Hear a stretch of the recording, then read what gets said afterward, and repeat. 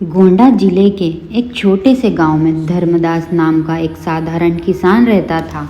उसके माथे पर हमेशा मेहनत की लकीरें थी और हृदय में सादगी का वास। वह पूरी तरह से सांसारिक सुखों से विरक्त नहीं था, लेकिन उसका जीवन बस दो ही सिद्धांतों पर चलता था, सत्य और करुणा। धर्मदास के पास एक छोटी सी जमीन थी और उसके खेत की उपज से ही उसके परिवार का पेट भरता था। वह जानता था कि शास्त्रों में गोदान का कितना महत्व बताया गया है। विशेषकर मृत्यु से पहले यह माना जाता है कि जो व्यक्ति अपने जीवन काल में कम से कम एक गाय का दान करता है, उसकी आत्मा मृत्यु के बाद यमलोक के मार्ग में आने वाली भयावह वैतरणी नदी को आसानी से पार कर लेती है। यह नदी रक्त, मवाद और अन्य अपवित्र पदार्थों से भरी मानी जाती है और इसके किनारे यमदूत आत्मा को भयभीत करते हैं। गोदान इस कष्टदायक यात्रा के लिए एक नौका का काम करता है। धर्मदास के मन में यह इच्छा प्रबल थी कि वह अपनी मृत्यु से पहले उस उत्तम गोदान अवश्य करे, लेकिन गरीबी एक कठोर वास्तविकता थी। वर्षों के परिश्रम के बावजूद वह कभी भी इतनी बचत नहीं कर पाया कि एक स्वस्थ दुधारू गाय खरीदकर किसी योग्य ब्राह्मण या ज़रूरतमंद को दान कर सके। हर बार जब वह पैसे जोड़ने की कोशिश करता, कोई न कोई विपत्ति आ जाती। कभी बेटी की शादी, कभी फसल का नुकसान, तो कभी गांव में किसी पड़ोसी की मदद का आह्वान।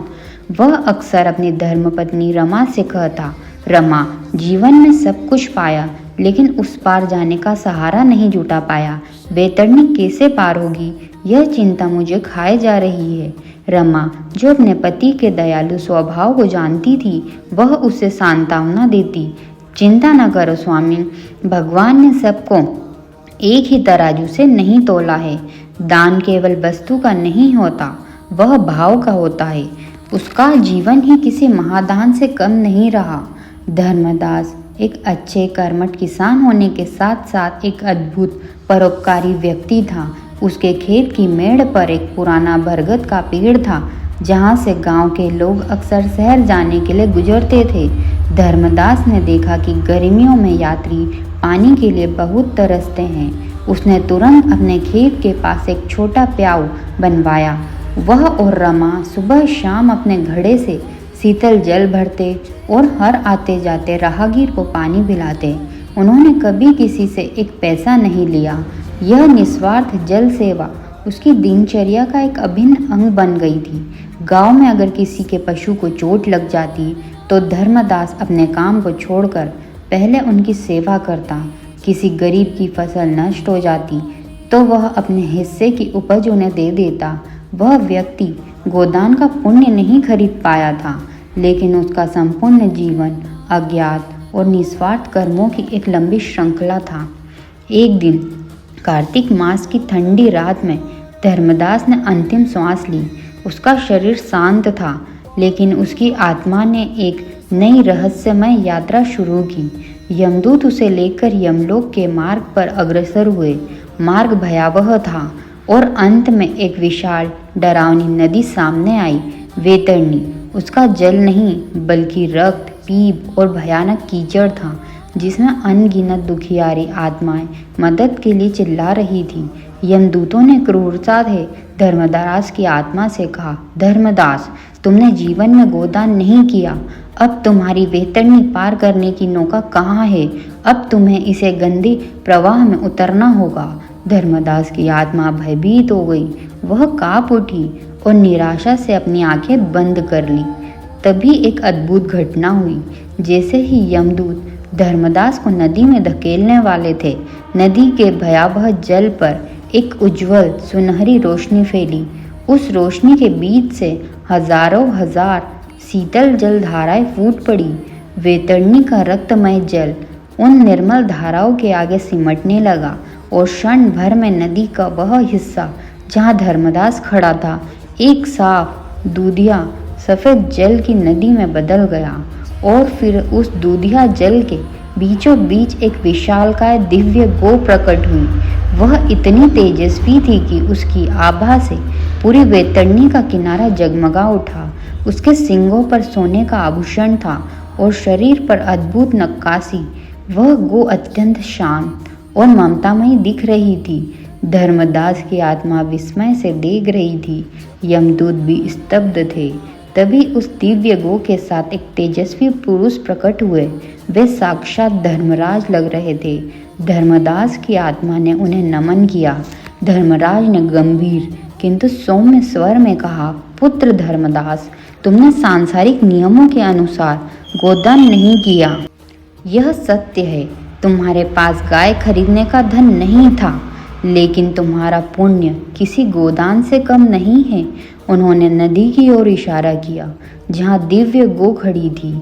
यह गो कोई साधारण गो नहीं है, यह तुम्हारे निस्वार्थ पियाऊ के पुण्य से बनी है। यहाँ से आके धर्मराज ने आगे कहा, शास्त्रों में कहा गया है कि गोदान से मनुष्य वैतरणी पार करता है, क्योंकि गाय के दूध में पोषण है और उसका दान जीवन देता है। लेकिन जल भी जीवन है। तुमने हजारों प्यासे राहगीरों को अपनी गाढ़ी कमाई से शीतल जल पिलाया। तुमने अपने श्रम से उस प्याऊ को सींचा। जब भी कोई यात्री तुम्हारे दिए गए जल को पीकर तृप्त हुआ, उसके शरीर में जीवन का संचार हुआ। वह एक एक बूंदे तुम्हारे पुण्य का दूध बन गई।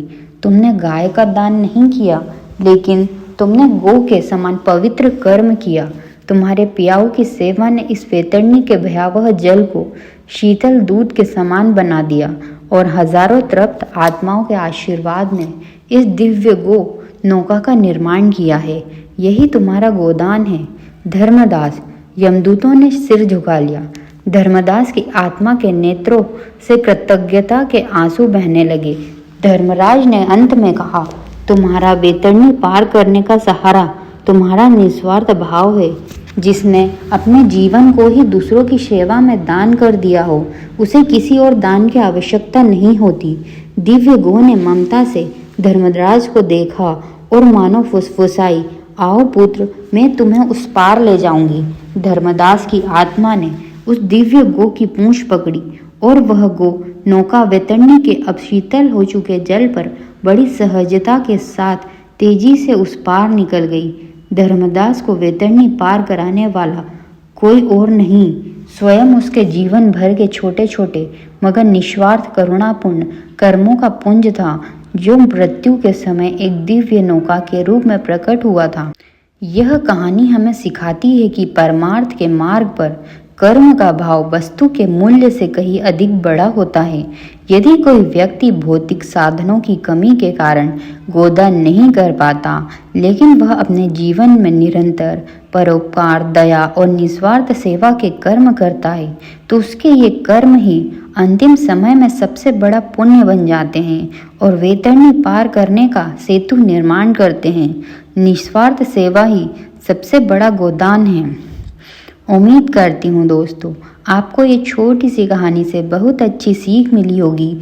अगर ऐसे ही वीडियो चाहते हैं तो हमारे चैनल को सब्सक्राइब करें और वीडियो पसंद आई हो तो लाइक करें। हर हर महादेव।